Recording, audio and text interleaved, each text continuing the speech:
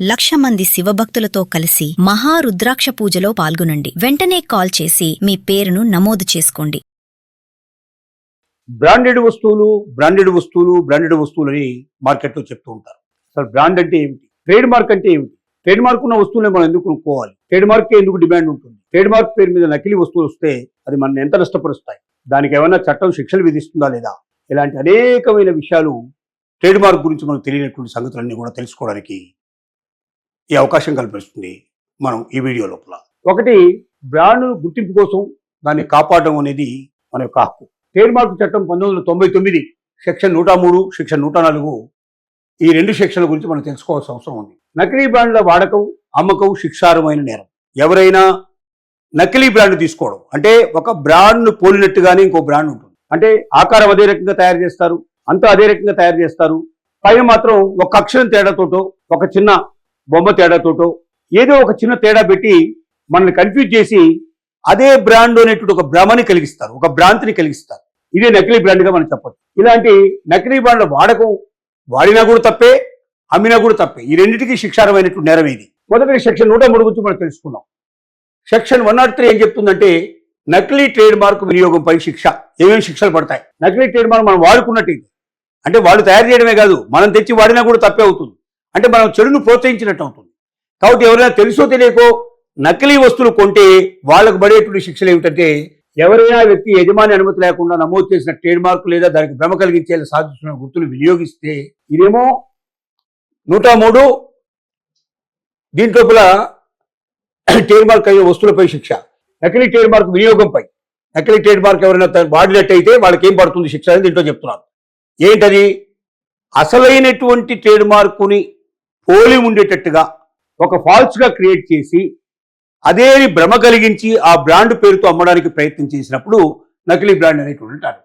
దీనికి కనీసం 6 నెలల జైలు శిక్ష, అలాగే గరిష్టంగా 3 సంవత్సరాల వరకు జైలు శిక్ష పడే అవకాశం ఉంది. మినిమం 6 months, మ్యాక్సిమం 3 years వరకు జైలు శిక్ష పడే అవకాశాలు ఉన్నాయి. అలాగే మినిమం 50,000 రూపాయల జరిమానా నుంచి మొదలు పెడితే 2 లక్షల రూపాయల వరకు కూడా జరిమానా పడే అవకాశం ఉంది. కొన్ని కేసుల్లో శిక్ష మరియు జరిమానా రెండు కలిపి కూడా ఇచ్చే అవకాశాలు ఉన్నాయి. అంటే ఒకే వ్యక్తికి శిక్ష పడుతుంది, దాంతోపాటు జరిమానా కూడా పడుతుంది. అలాగే సెక్షన్ 104 ఏం చెప్తుందంటే నకిలీ ట్రేడ్ మార్క్ కలిగిన వస్తువులపైన శిక్ష. అంటే ఎవరైనా ఫేక్ ట్రేడ్ మార్కును క్రియేట్ చేసి దాన్ని మార్కెట్లో అమ్మడానికి ప్రయత్నం చేస్తే ఆ వ్యక్తులకు పడేటువంటి శిక్షలు దీంట్లో చెప్పాల్సిన విషయం ఉంది. సెక్షన్ 103 కింద నేరంగా పరిగణించబడే నకిలీ ట్రేడ్ మార్క్ గుర్తించిన వస్తువులను తయారు చేయడం, కలిగి ఉండడం, అమ్మడం, నిల్వ చేయడం, రవాణా చేయడం లేదా విక్రయానికి ఉంచిన అది నేరం. చాలా మంది ఏమంటారంటే కిరాణా షాపుల లోపల లేదా రిటైల్ షాపుల్లో ఏమంటారంటే, మాకేం తెలుసండి, వాడు ఏది పంపిస్తే అది మేము తీసుకున్నాం, మాకేం తెలియదు అంటాడు. అట్లా అనడానికి వీల్లేదు.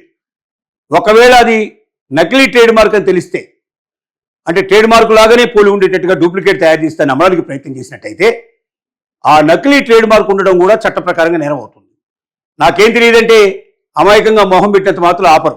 ఆఫీసర్స్ వచ్చి తనిఖీ చేసినప్పుడు కానీ, లేక వినియోగదారుడు మీ మీద ప్రత్యేకమైనటువంటి కంప్లైంట్ చేసినప్పుడు కానీ తప్పనిసరిగా మీకు శిక్షలు పెనాల్టీలు పడడం జరుగుతుంది. దాన్ని నిల్వ చేసినా, దాన్ని అమ్మడానికి పెట్టినా, లేక రవాణా చేసినప్పుడు ట్రాన్స్పోర్ట్లో పట్టుకున్నా, లేక తయారీ రంగంలో ఎక్కడ తయారు చేసిన దగ్గర పట్టుకున్నా, ఎక్కడ పట్టుకున్నా కూడా దానికి సంబంధించినటువంటి కొన్ని రా మెటీరియల్స్ కూడా కలిగి ఉండడం కూడా ఇలాంటివన్నీ కూడా నేరపూరితమైన పరిస్థితి మీదకి వస్తాయి.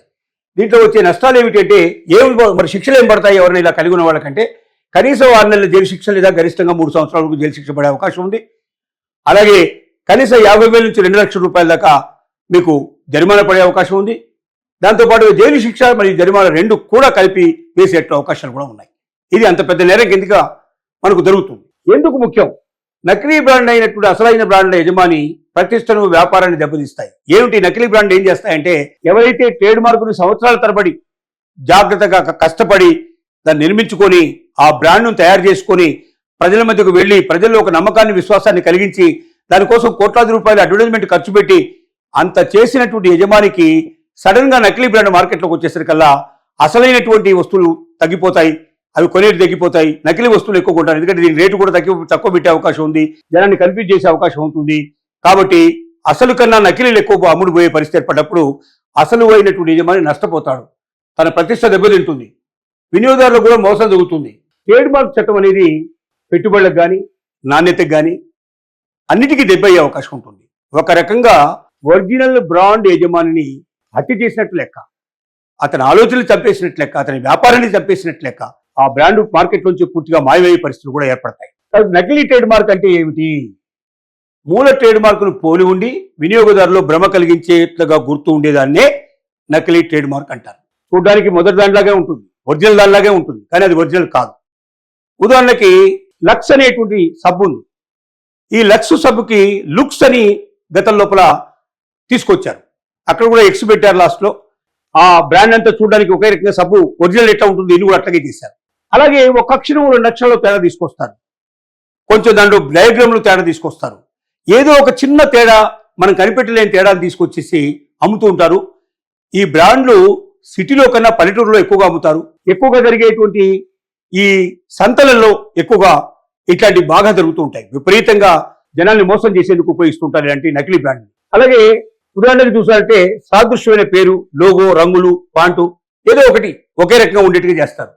అసలైన బ్రాండ్ యొక్క ప్రతిష్టను దుర్వినియోగం చేయడం, నకిలీ ప్యాకేజింగ్తో వస్తువులు విక్రయించేందుకు ప్రయత్నం చేయడం అనేది ఆనవాయితీగా మారిపోతుంది. ఈ ట్రేడ్ మార్క్ మీరు ఎలా రక్షించుకోవాలి? ఒకవేళ మీరే ఒక ట్రేడ్ మార్క్ కలిగి ఉంటే, మీరే ట్రేడ్ మార్క్ యజమాని అయినట్టయితే మీ ట్రేడ్ మార్క్ను మీరు ఎలా రక్షించుకోవాలంటే, ఒకటి మీ బ్రాండ్ను ట్రేడ్ మార్క్గా నమోదు చేసుకోవాలి. ఎవరైనా ట్రేడ్ మార్కు చట్టం ప్రకారం నమోదు చేసుకోవాలంటే ప్రస్తుతానికి సౌత్ ఇండియా అంతటి కలిపి మనకు మద్రాసులోనే దానికి సంబంధించిన ఆఫీస్ ఉంది.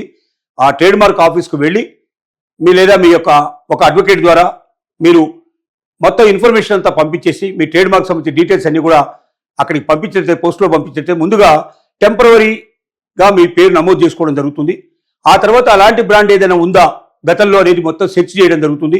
భారతదేశంలో అలాంటి బ్రాండ్ ఇంతవరకు ఇవ్వకపోతే ఆటోమేటిక్గా మీకు ఇస్తారు. లేకపోతే ఈ బ్రాండ్ ఆల్రెడీ ఇచ్చేయడం జరిగింది, మీరు మరొక బ్రాండ్ పేరు మాత్రం మార్చి లేదా ఆ బ్రాండ్ సిస్టమ్ను మార్చి లేకపోతే దాని ఆకారాన్ని మార్చి మళ్ళీ పంపించమని చెప్పి మీకు ఇన్ఫర్మేషన్ పంపిస్తారు. అలా 2 సార్లు 3 సార్లు తిరిగిన తర్వాత లాస్ట్కు మీరు అప్రూవ్ అయితే, ఆ అప్రూవ్ అయిన తర్వాత ట్రేడ్ మార్క్ రిజిస్ట్రేషన్ జరిగిపోయింది, మీ ట్రేడ్ మార్క్ రిజిస్ట్రేషన్ నెంబర్ ఇంత అనేది మీకు సర్టిఫికేట్ పంపిస్తారు. ఆ సర్టిఫికేట్ కలిగి ఉన్న రోజు నుంచి మీరు హక్కుదారులు అవుతారు. ట్రేడ్ మార్కు ఆర్ అనేటువంటిది ఇట్లా రౌండ్గా పెట్టుంటుంది, ట్రేడ్ మార్క్ ఉన్నట్లు లెక్క. ఆ 6 అక్షరాన్ని గుండెటి 0 చుట్టినట్టుగా ఉండేటువంటి ఆకారంలో పెట్టినప్పుడు అది ఖచ్చితంగా ట్రేడ్ మార్క్ ఉన్నట్టుంది అని మనం ఉపయోగించాలి. మార్కెట్లో నకిలీ ఉత్పత్తులపై నిఘా ఉంచండి.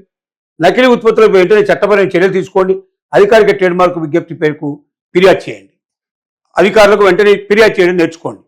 ట్రేడ్ మార్క్ ఎవరికి చేయాలి అనేది మీకు ప్రత్యేకంగా దాని మీదనే ఉంటుంది. ప్రతి వస్తువు మీద ఎవరికి మనం విజ్ఞప్తి చేయాలనేది కూడా కింద రాసి ఉంటుంది. అలా లేకపోతే మీరు వెబ్సైట్లోకి వెళ్ళి మామూలుగా గూగుల్లోకి వెళ్ళి ఆ వస్తువు కొని ఎవరికి అధికారికి homes to I to complaint అనేది మీరు కొట్టినట్టయితే ఆటోమేటిక్గా ఎవరికి కంప్లైంట్ చేయాలో మీకు ఇన్ఫర్మేషన్ వస్తుంది. దాని ప్రకారంగా మీరు వాళ్ళకి ఫిర్యాదు రాసి కంప్లైంట్ ఇచ్చినట్టయితే వాళ్ళ మీద యాక్షన్ తీసుకుంటారు. వినియోగదారులకు సందేశం ఏంటంటే అసలైన బ్రాండ్ ఉత్పత్తుల్ని మాత్రమే కొనండి. అలాగే అసలైన హోలోగ్రామ్ ప్యాకేజ్ మాత్రమే స్వీకరించండి. అలాగే నకిలీ ఉత్పత్తుల వల్ల నాణ్యత, ఆరోగ్యం ప్రమాదంలో పడే అవకాశం ఉంది. అలాగే నకిలీ ఉత్పత్తులను గుర్తిస్తే సంబంధిత అధికారులకు మీరు వెంటనే తెలియజేయడం మర్చిపోకండి. ఈ నకిలీ బ్రాండ్స్ తీసుకోవడం ఏమవుతుందంటే మీ ఆరోగ్యం పాడవుతుంది, మన డబ్బు వృధా అయిపోతుంది, పిల్లల ఆరోగ్యం తొందరగా చెడిపోయే అవకాశం ఉంటుంది.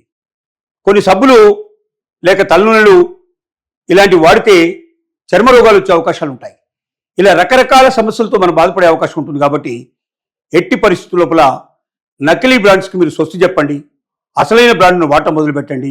నకిలీ బ్రాండ్ ఎక్కడైనా కనబడితే వెంటనే అధికారులకు ఫిర్యాదు చేయండి. ఆ రకంగా సమాజం నుంచి నకిలీ పారదోలాన్ని విజ్ఞప్తి చేస్తున్నాం.